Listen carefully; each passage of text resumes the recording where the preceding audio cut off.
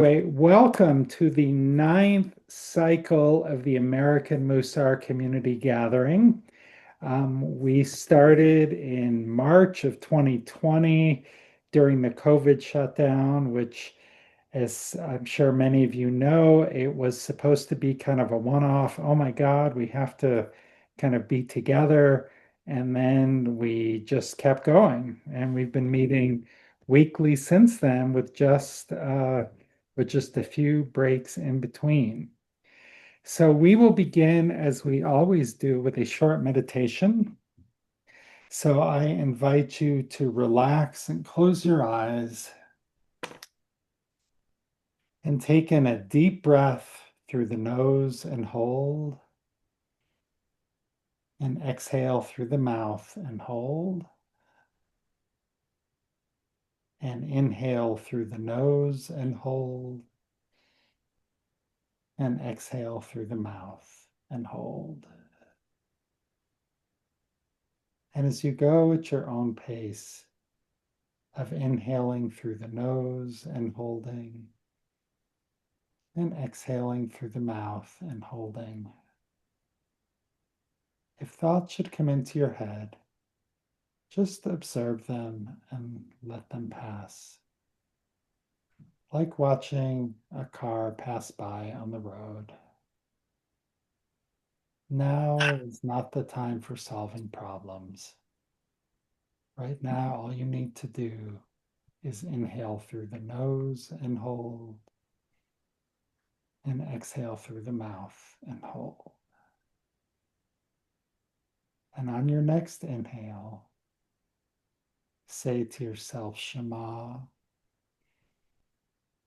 And on the exhale, listen. Shema, listen. In Shema, we're listening deeply, without judgment, without offering advice. In Shema, we are listening with an open heart. Shema, listen. And when you're ready, you may open your eyes.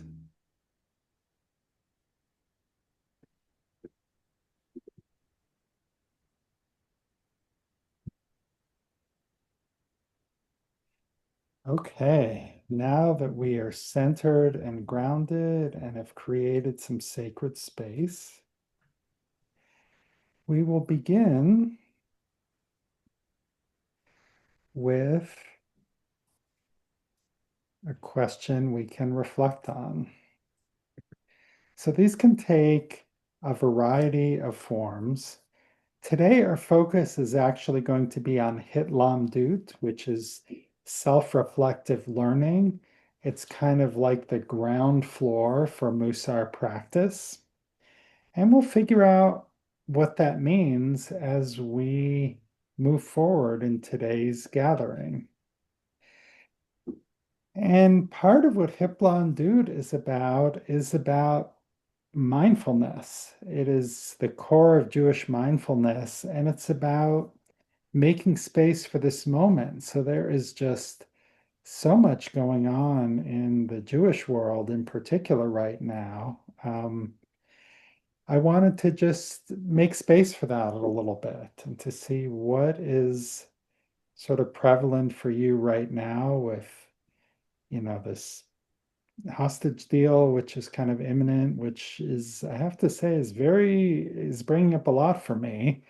As many of you know, I was in Tel Aviv. Rachel and I were in Tel Aviv when the war started. I know some of you have lost people on October 7th, or have family in Israel or have family in Israel. Um, so it was really something to kind of, do I get my hopes up? Do I not get my hopes up? Where are we with this? So we'll just leave a little bit of space to talk about this for as long as we need to, and then we'll kind of dig a little bit deeper into Hitlamdut.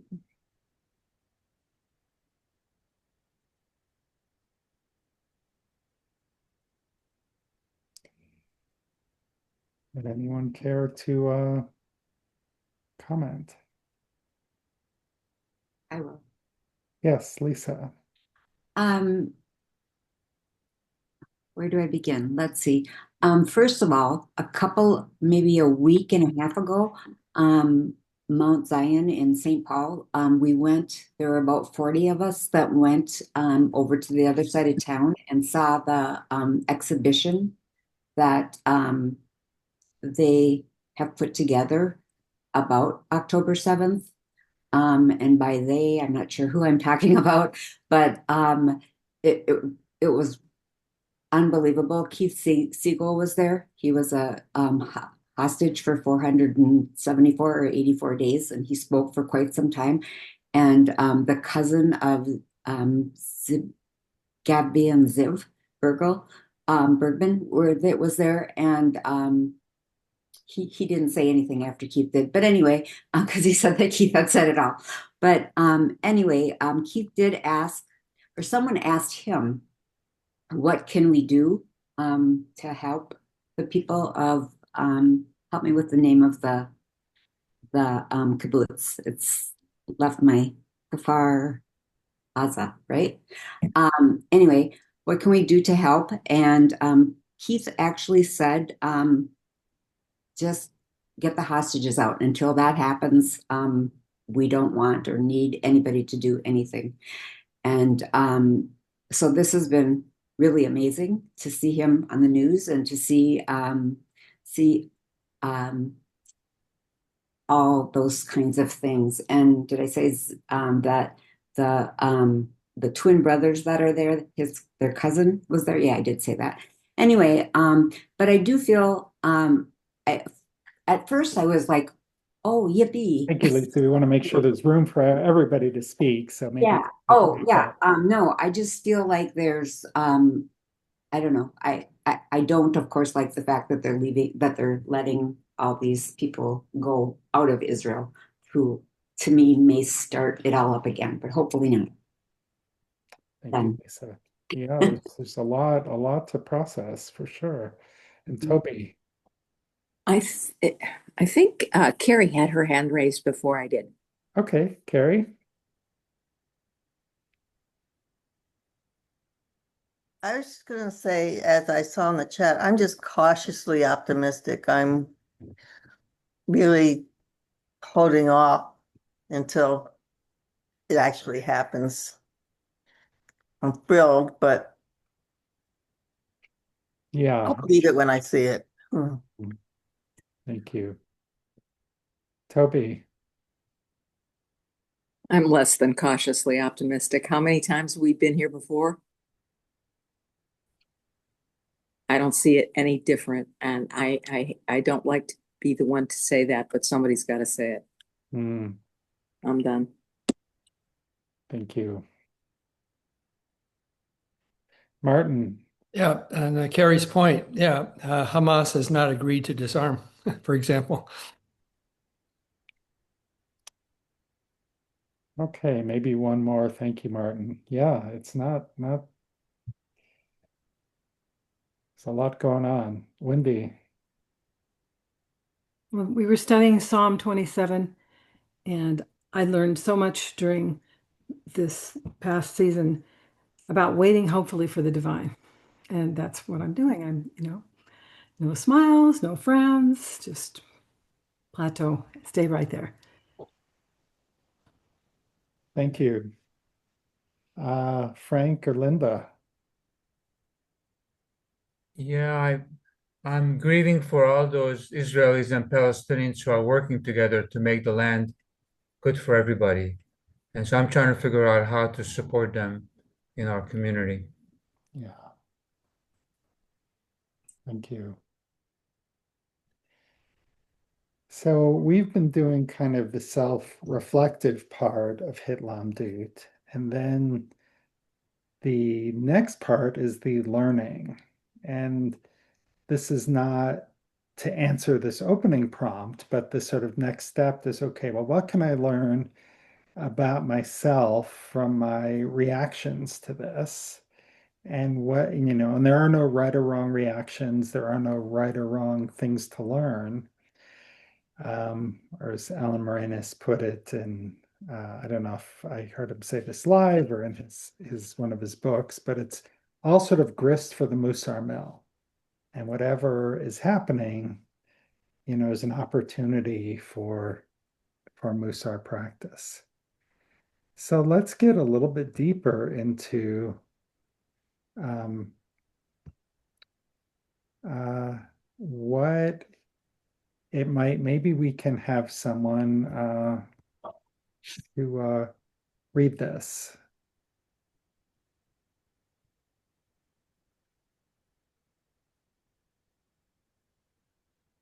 out loud, preferably. Okay, I'll read. The practice of Mussar occurs in the moment and is based on one's ability to cultivate awareness and a relaxed and accepting attitude toward what is present right now.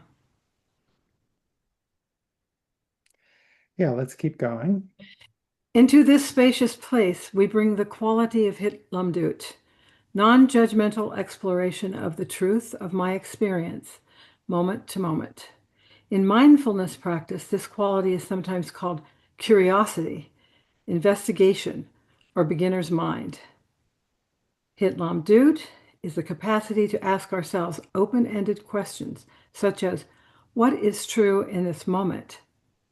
There is no agenda except to see the patterns of thought. What is running through my mind in this moment? Are these stories true? Can I allow them to pass through the mind like clouds in the sky? Thank you. Oh, adapted from Rabbi Sheila Peltz Weinberg. Sorry. IJS Tikkun Midot curriculum. Yes. I prefer to letting them pass through the mind like cars on a highway, but that's just me. So I'm going to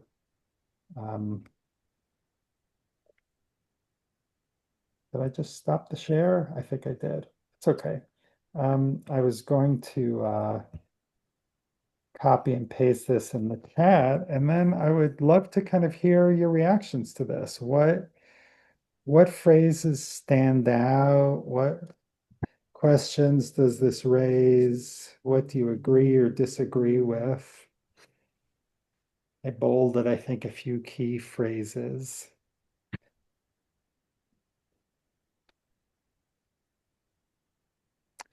Toby. Oh, and See, just for those of you who may not be as familiar with Zoom, if you look on the bottom, there should be a reactions button, and under the reactions, there's a hand raising icon. So that's makes it particularly easy for me. But if you raise your hand the old-fashioned way, I will probably see that as well. So we have Toby and then Shelley. I apologize for having more than my share to say today, but I I always look at Musar as taking place at what is known as Bahira points or points of decision. And I find in my life, I always notice that I'm practicing Musar when it comes to the situation where should I do this or should I do this? Mhm. Or what's the right response in this circumstance? Should I bark at this person or should I try kindness? Whatever. I mean, that should probably be obvious, but I find for me it's at points where, and every day you have thousands of decision points. It doesn't have to be a big life decision, but I find that that's where my Musar training kind of kicks in. Thank you, Toby. Well said. Shelley. Hello. Um, I loved the quote about the clouds in the sky. I heard something today too, in reference to that, and I always love it when you get another kick, type thing. And it was saying, imagine that you are actually the sky and you are observing the clouds. And it's kind of like recognizing that when we think of our mind and we think of that voice, I like to call my voice George, And I have conversations with him all the time now. So sometimes I go, that was a good one, George, but I'm not saying that, or I'm not believing that. And of lately, my saying that I go with is let go and let God, because Mm, that's truly what um, you know, I can't put it into words, but you just got to believe, and that's one of the, I think, our hardest thing to have faith in, because it doesn't come on our timeline. We want it right now or tomorrow, or we have a disbelief, like George saying, oh well, I'm consciously waiting for this to happen. Well, even saying that, you're kind of saying a bit of a negativity. So in my book, I always attempt to edit out anything negative and put only in the positive, because that is what we create in our life. mm, And yes, we know that there is darkness out there and there's a fight and all that stuff. Um, but we're light people. And so that means we got to be the light. mm, So, it's like, let it go and let God. mm. Thank you. Thank you, Shelley. Nico, you made a comment in the chat about this reminded you of some Buddhist teachings. Would you care to comment a little more on that?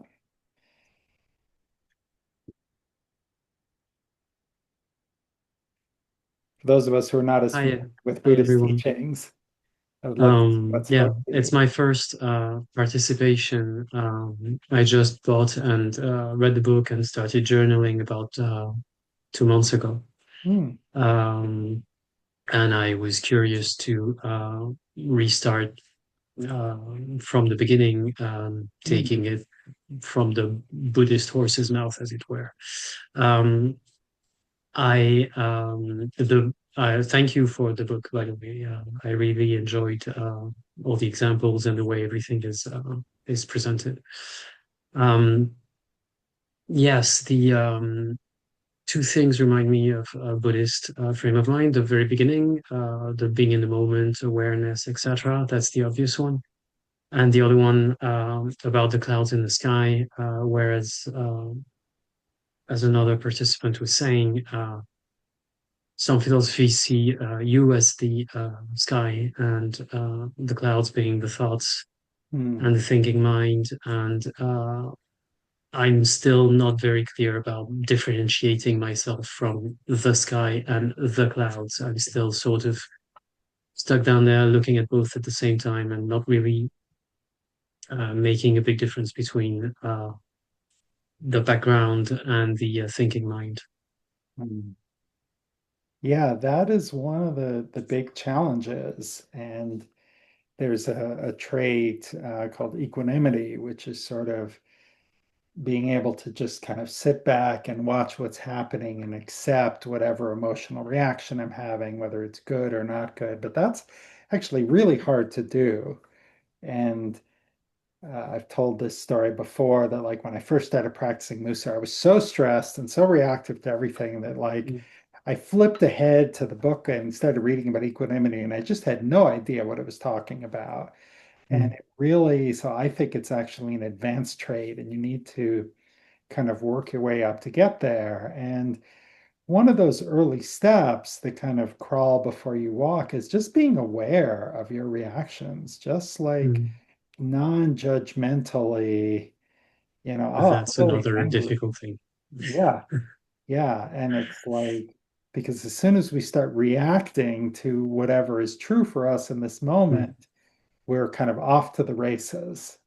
And we Yes, and cleanse. that's the thing too. I mean, you start that kind of practice of self-reflection and self-improvement because you decide, so that's another word for judge, that there's something to be improved. So it's really difficult to look at everything without judging if that judgment is what brought you to observing in the first place.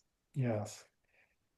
Yeah, and there's also this isn't explicitly in Musar enough, but I try to bring it in, and it certainly was really important on my journey was sort of learning also to cultivate self-love and self-acceptance. And that self-judgment is kind of a very hard peace. And if we're in that self-judgment, low self-esteem space, then whenever you start looking within, it just sort of can cascade into self-criticism, etc. So thank you so much, Nico. We have Carolyn and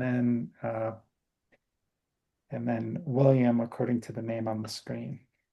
I was just going to say it's about, I think it's about balance. And I think it's about trying, often we really need to hold two things at the same time. Two things can be true. You know, Toby's thoughts about almost a sense of hopelessness. We're going to go through this again. I don't want to get my hopes up. It's not, and versus, oh my gosh, we're finally there. This is amazing. There's somewhere in ideally, and I am not there. I'm much closer to where Toby is, but we also have to have hope. So we have to hold on and we balance and just try and balance two things at one time. That's all I was going to say. Know how much space is the right amount of space Yeah. to give to each. Thank you, Carolyn. Mm-hmm.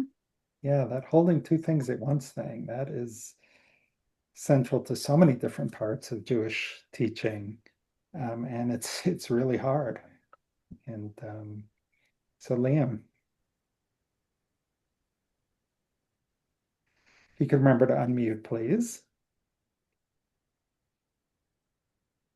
Liam, if you could unmute, we don't hear you. Firing on all six cylinders today. Yeah, the analytical part of my mind has been sort of going over this thought since reading it. But in science, we're taught once you observe something, you change it.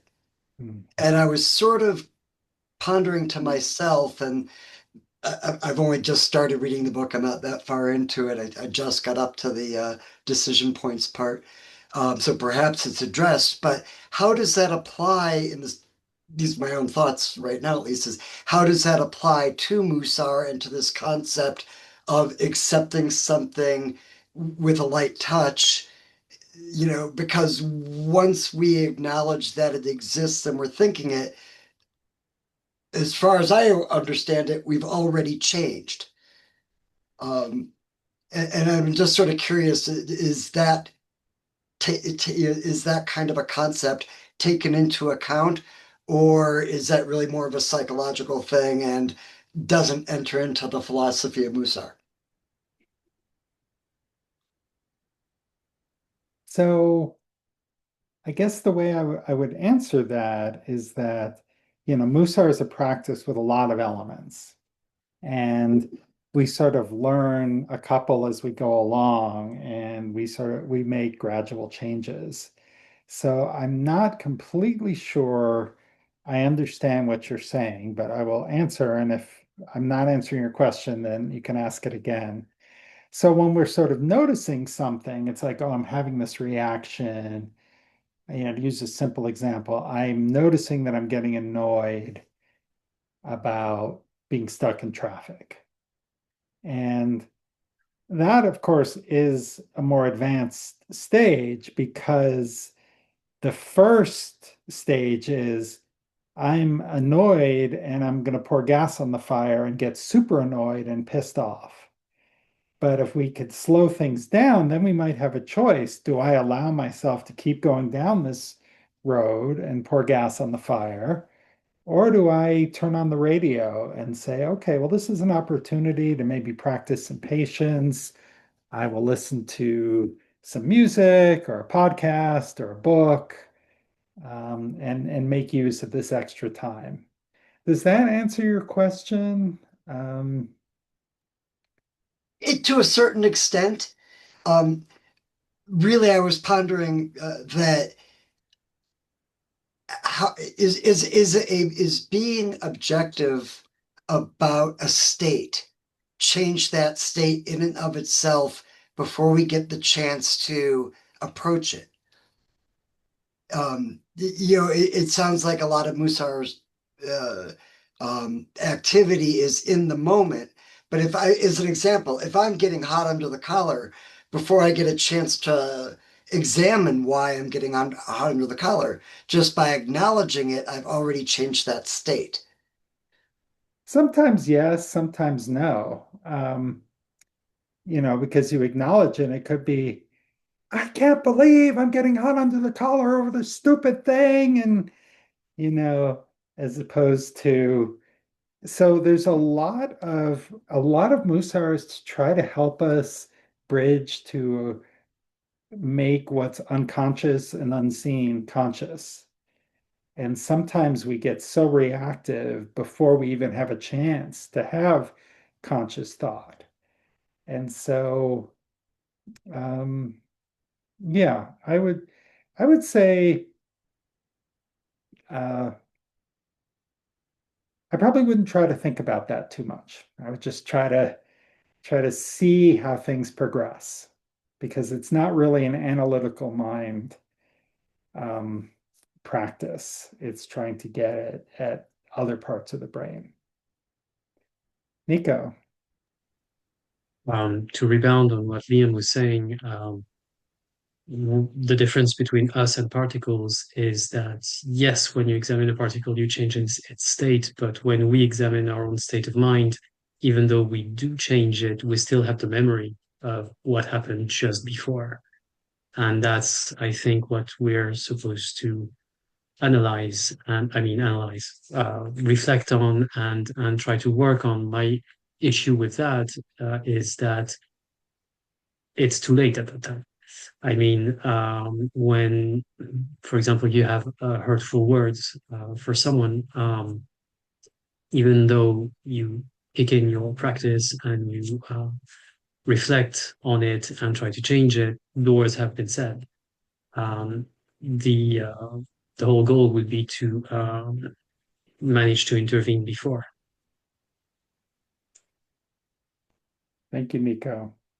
Paul. Hi, Greg. So glad to be back with you and with everybody here. Um, in my practice, which is more along the lines of Buddhism than um Mussar, but certainly there's a lot of overlap in the way that I experience them. But the I think what I've learned from both practices is that I am not my feelings, I'm not my thoughts. So there's something separate from. And when I'm observing the clouds, I'm not the clouds, I'm not the sky, I'm the observer. So there is something about the observer, but what is that, right? But the most important thing I have been able to find in terms of finding my equanimity is that I am not my rage, I am not my sorrow. Those are things that occur and I can experience them, but I think that I didn't know for such a long time. I'm 70, I'll be 71 soon, but for 90% of my life, I just couldn't tell the difference between my feelings and myself and who I was. I felt like I was that. And being able to analytically look at things using Mussar practice as a way of sort of stepping outside of all that and taking a look at these. Um, and that helps me give some distance away from those. And then certainly any kind of meditation is also a good way of separating myself from those things so that I start to experience myself as being separate, that those things can exist without me uh, participating in them. How? Thank you, Paul. Thank you, Paul. Yeah, and this Hitlamdut is kind of that first step or a first step towards cultivating that. And I certainly wish earlier, I mean, I've been practicing Mussar for, 15-ish years now. And it is, I wish I'd started earlier. The first in-person Mussar event I went to, there was someone who got up and said, I am, I've been practicing Mussar uh, for a year. It has completely changed my life. And he went on to list all of the ways that it had changed his life. And he concluded by saying, and I'm 80 years old. So, however old or young we may be, there is an opportunity to grow. Toby and then Wendy. And I would like to start going speed round a little bit because I want to get to one more thing and then we'll go to breakout rooms. I just wanted to kind of go back to what Nico was talking about because you're right. Once you've said the words, if you're in a heated argument or discussion with someone, um, sometimes it's all too often that we, before our mind even kicks in, the words are out there, and then you can't take them back. You can't unring the bell, as the U.S. Supreme Court said in a famous case. But the thing about Mussar is the goal of Mussar, or one of the goals of Mussar, is to put distance between the match and the flame, or the match and the fuse. And by that, the intent, and this, our Mussar people lived in the 17th and 18th century. That's when modern Mussar really started. But the idea is to stop and think before those words come out of your mouth. And if you do nothing more with Mussar than that it helps you to stop those words from coming out before you think about them, then you're a Mussar sage. That's the whole goal. I mean, that's the whole goal, to create mensches, good people, and to put some distance between those emotions that may be very strong and your reaction to them that goes out into the world, if that kind of helps. And the reason I know that is because I'm a Mussar facilitator. It's a long story, but anyway, that's why. Thank you, Toby. That was well said. Wendy. I was going to say, well said. Just really briefly, I'm seeing Rabbi Sheila talking about passing through clouds through the mind, like clouds or things passing through the mind, like clouds in the sky. I'm thinking clouds in the sky in Arizona, in this little valley that I live in, not Phoenix. But if you let that cloud go, it's going to come around again. And Mussar strengthens us so that when that cloud comes around again, then uh, we can be in the moment. We can say, oh, this is happening. That happened before, and I need to trust, or I need to hope in Adonai, or whatever it is. It strengthens us, and I just think that it's kind of cyclical and also compartmentalizing, like they do in the army. I'm always bringing that in anyway. Thank you, Wendy. Okay, so many of us here are Jewish, and I suspect some of the Jewish people went to services on Yom Kippur. And so there's one prayer that we do, the Al Het, which is called the long confession, for the wrong that I committed.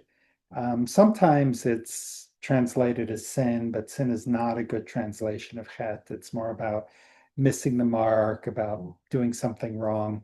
So as I was going through the list this year, I could just see so many different Mussar soul traits that connected to these things. The Al-Het, all of these are wrongs about personal behavior.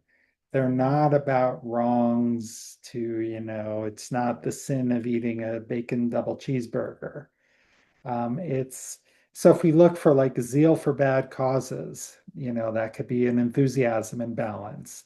Lies, deceit, gossip, careless speech, these all relate to the trait of silence. Dishonesty in business can be related to truth.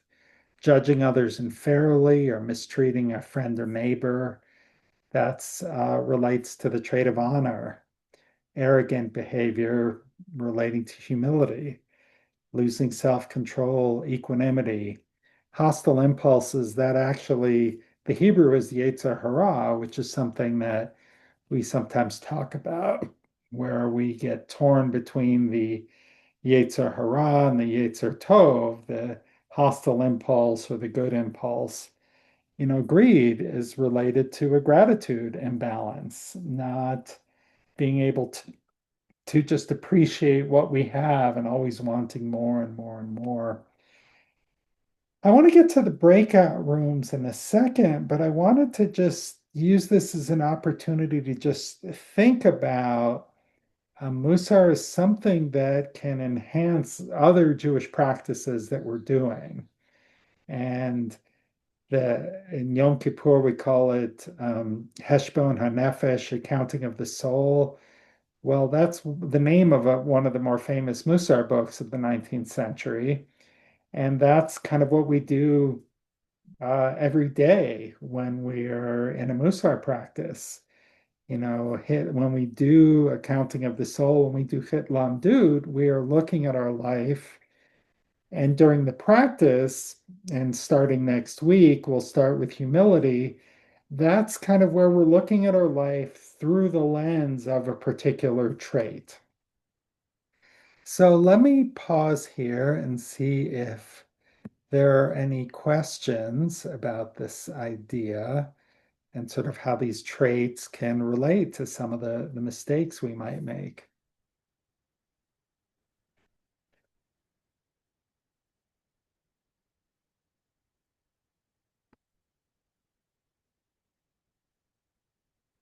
All right, well, we will look at a couple more readings and then we will use those to go into the breakout rooms where you'll have, about 10 minutes to 5 to 10 minutes to discuss with your partner, and then we'll come back together. And at the end, I do want to talk about the schedule for the weeks ahead.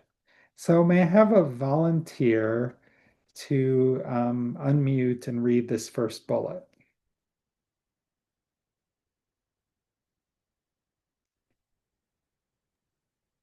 Hitlamdut suggests that we may rise to the spiritual opportunity of this moment, carefully and non-judgmentally observing which issues arise for us, embracing the learnings that may emerge. Rabbi Amy Elberg. Thank you, Lisa. Someone else to kind of unmute and read the second bullet.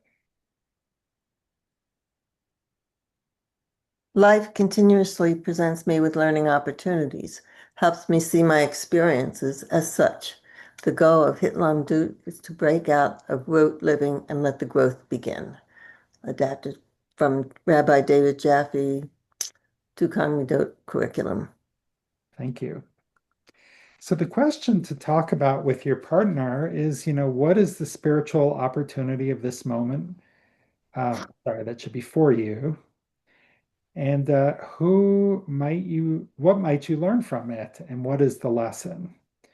So it's all about, two different ways of saying very similar ideas, observing what's going on, and then what can we learn from it? And how can we change our habits? A lot of our reactions, we can break them down to habit.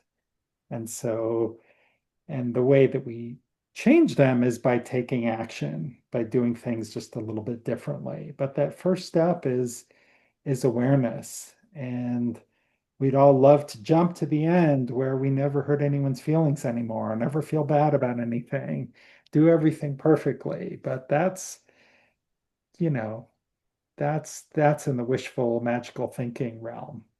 So this is a slow, gradual growth is what we're going for, because that's the lasting growth. Those are the changes that will be with us. Okay, so I'm going to put this in the chat. And now I will make the breakout rooms.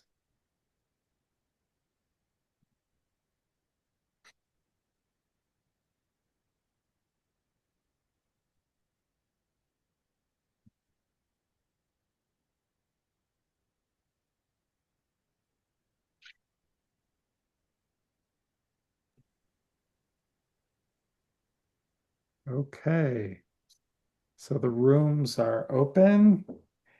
I will send a note in when we're about halfway through.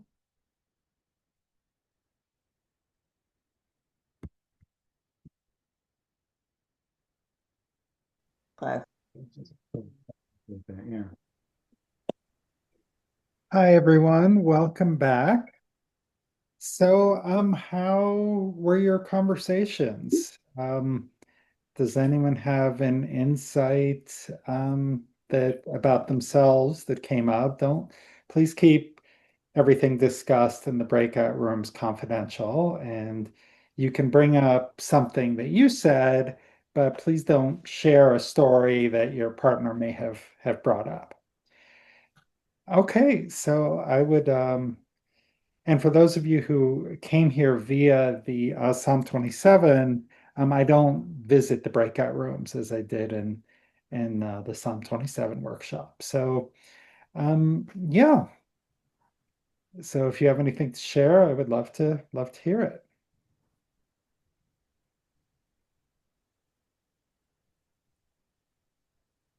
Carrie. I don't have anything to share from the breakout, but this was a question I had before we went into the breakout rooms. Okay. And it's a semantic question. What is the spiritual opportunity? So I didn't understand what spiritual opportunity meant because the spirit is not necessarily religious, the divine. So Mhm. what is that this particular spiritual opportunity? How would you uh, define that? Um, so I'm just rereading the quote. So Mhm. a couple of things. First of all, I mean, Musar is a spiritual practice. I Right. mean, if you want to look at it in secular way as a mindfulness practice, that's absolutely cool. I mean, that's fine. But it's spiritual in that if you believe that um, you can look at the soul traits as our soul being out of balance. So by looking within, looking at how it's like, oh, geez, I kind of tend to shade the truth to my boss and make things maybe look a little bit rosier than they are. So um, I can look at that as a spiritual growth opportunity, that my truth trait is out of balance. So just by Mhm. noticing that and by taking action, it's like, all right, I'm going to try to be a little less spinny when I'm talking to the boss or Well, talking. that I understand. So spirit and soul are not synonymous, or are they? You could argue either, you could Or argue, should I do this question another time? well, you got to remember I'm a rabbi now, so I can give Yeah, three I sides know. to every question. But I think, just to kind of step back, from the weeds a little bit, the whole Musar practice is a spiritual practice.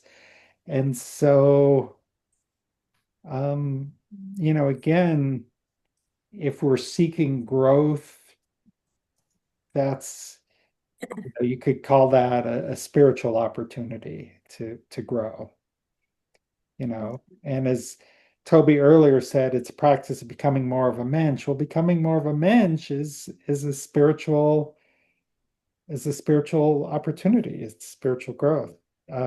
Wendy. Mhm. Okay. Well, we discussed being in a place to hear our inner voice Oh, this is in the interesting. moment. So this practice, Musar practice, and equanimity will, stabilize you so that you can hear that inner voice. And then my partner said that that helped. Well, I have to say her to stop for a minute before deciding what to do. And um, I got to do the Ne'ilah prayer. So inner voice is in that, and that's what we've done all day long, is to get us to the place where we can react to that inner voice. And it just opens it opened me to finding more about myself, more about what the creator wants from me. And we had a really great discussion about our inner voices. I mean, sounds weird, but that's where we were. Not weird here. Totally makes sense. Thank you so much, Wendy. Okay, well, I'm going to share one more reading, and then we'll do a meditation. And then after that, I'm going to just put up one more slide with kind of our schedule of the weeks ahead. The reading is from Rabbi Shlomo Wolbe, who was one of the great Mussar masters of the 20th century.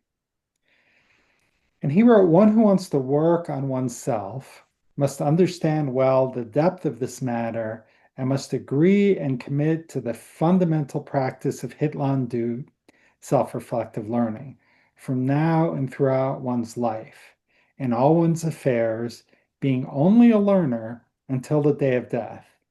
Even when one reaches the time of death, they do not die, but learn how to die. This is the way of the practitioner of Mussar." Pretty hardcore dude, but definitely something to think about. All right, so I invite you now to relax and close your eyes and take in a deep breath through the nose and hold. And then take a nice leisurely exhale. And again, as you're breathing at your own pace, just give yourself a little extra on the exhale. Now notice the light that's filtering through your eyelids. This is the light of your divine spark. It's something that's always there. It's that piece of goodness that no one can take away. Even when we're at a time that feels dark, that light is always there underneath.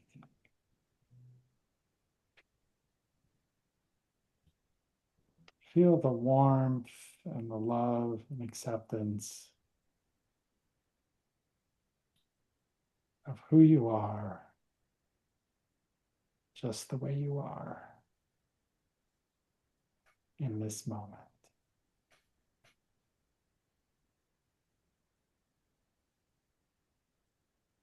And when you're ready, you may open your eyes.